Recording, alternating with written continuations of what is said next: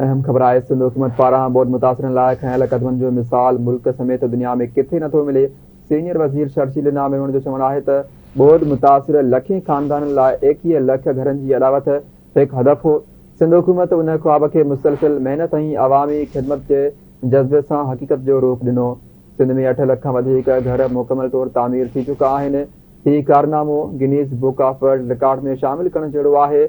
हीउ सभु कुझु चेयरमैन बिलावल भुट्टो ज़रदारी जे नज़री ऐं क़यादत जो नतीजो आहे। बिलावल भुट्टो ज़रदारी जी हिदायत ते ॾींहुं राति हिक करे मुतासिरनि इलाइक़नि में माहौल दोस्त घरनि जी अॾावत कई वई। घरनि में साफ़ पाणी, बाथरूम, बिजली ऐं ॿियनि बुनियादी सहूलियतुनि खे बि शामिल कयो पियो वञे।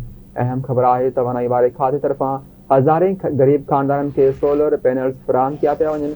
सीनियर वज़ीर शर्जील नामेवन जो चवणु आहे त सोलर पैनल्स अॼु जे दौर में सिर्फ़ मुतबादिल तवानाई जो ज़रियो न पर हिकु मुआशी आज़ादी जो रस्तो आहे।